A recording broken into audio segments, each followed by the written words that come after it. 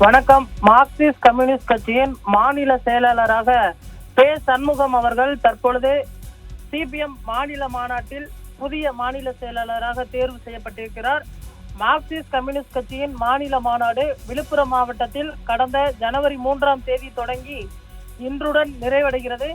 Marxist communist கட்சியின் மாநில செயலாளராக தற்பொழுது கே. பாலகிருஷ்ணன் இருந்து வருகிறார். இந்த நிலையில் சிபிஎம் மாநாட்டில் மத்திய கமிட்டி உறுப்பினர் பே. சண்முகத்தை மாநில செயலாளராக தேர்வு செய்வதாக தற்பொழுது மார்க்சிஸ்ட் கட்சி அதிகாரப்பூர்வமாக தெரிவித்திருக்கிறது. மார்க்சிஸ்ட் கட்சியின் மாணவர் அமைப்பான SFI மற்றும் DYFI தனது அரசியல் பயணத்தை தொடங்கியவர் பே. சண்முகம்.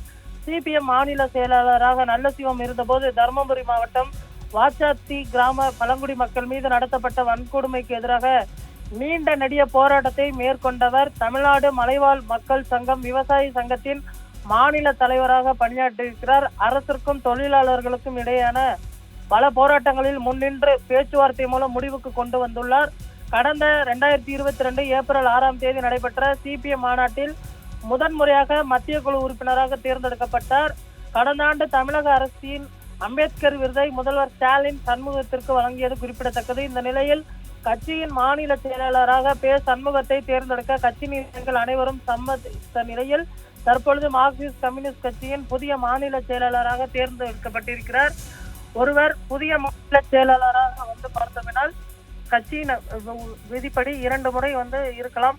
ஆனால் தற்பொழுதைய மாநில செயலாளர் கே. பாலகிருஷ்ணன் 72 வயதாக இருக்கிறது. கட்சி விதிப்படி 72 வயதுக்கு மேல் யாரும் பார்த்தோம்னால் பொறுப்புகள் வகிக்க முடியாது. அதன் அடிப்படையில் தான் மாநில செயலாளர் பொறுப்பிலிருந்து விலக விரும்புவதாக தெரிவித்தார். இந்த நிலையில் மார்க்சிஸ்ட் கம்யூனிஸ்ட் கட்சியின் புதிய மாநில செயலாளராக சண்முகம் அவர்கள் தேர்ந்தெடுக்கப்பட்டிருப்பது குறிப்பிடத்தக்கது.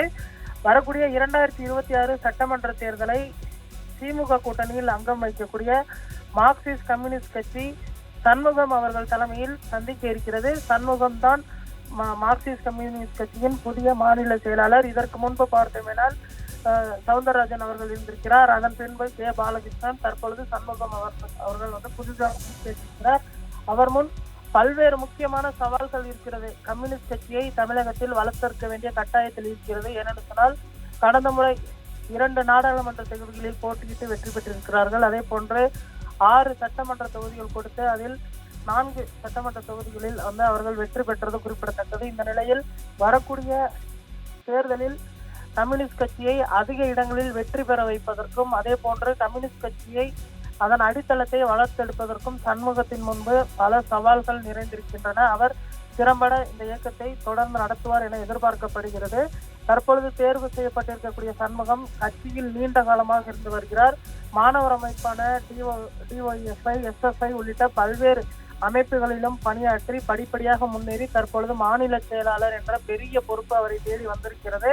அவர் முன் இருக்கக்கூடிய அந்த சவால்களை அவர் திறம்பட சந்திப்பார் என எதிர்பார்க்கப்படுகிறது. அதே போன்று கட்சியின் தற்போதைய பொதுச் செயலாளராக இருக்கக்கூடிய கே. பாலகிருஷ்ணன் திமுகவையும் திமுக கூட்டணியும் விமர்சித்து பல்வேறு கருத்துக்களை தெரிவித்திருந்தார்.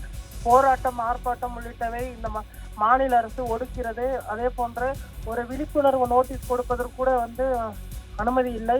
போலீசார் யார் கட்டுப்பாட்டில் இருக்கிறது என்பது குறித்து பல்வேறு கருத்துக்களையும் திமுகவை நோக்கி வைத்திருந்த நிலையில் இதற்கு முரசொலி நாளேடு பல்வேறு கண்டனங்களையும் தெரிவித்திருந்தது. KP அவர்களை நோக்கியும் அதே போன்று CPM கட்சியை நோக்கியும் தெரிவித்திருந்த நிலையில் தற்பொழுது புதிய மாநில செயலாளராக சண்முகம் பொறுப்பேற்றிருக்கிறார். அவர் விரைவில் முதல்வர் அவர்களை சந்தித்து வாழ்த்து பெறுவார் என எதிர்பார்க்கப்படுகிறது. வரக்கூடிய காலங்களில் இணக்கமான ஒரு சூழ்நிலையை கடைபிடிப்பதற்கு அவர்கள் அறிவுறுத்தி இருக்கிறார்கள். திமுகவுடன் ஏனென்று சொன்னால் 2026 சட்டமன்ற தேர்தலுக்கு இன்னும் ஓராண்டு காலம் மட்டுமே இருக்கக்கூடிய நிலையில் அவர் சுமூகமாக இந்த பணிகளை செய்து முடிப்பார் எனவும் எதிர்பார்க்கப்படுகிறது. தொகுதி பங்கீடு அதே போன்ற பிரச்சாரம், சட்டமன்ற தேர்தல் இணக்கமான சூழலில் கொண்டு முடிப்பதற்கும் அவர் தற்பொழுது புதிதாக நியமனம் செய்யப்பட்டிருப்பது குறிப்பிடத்தக்கது.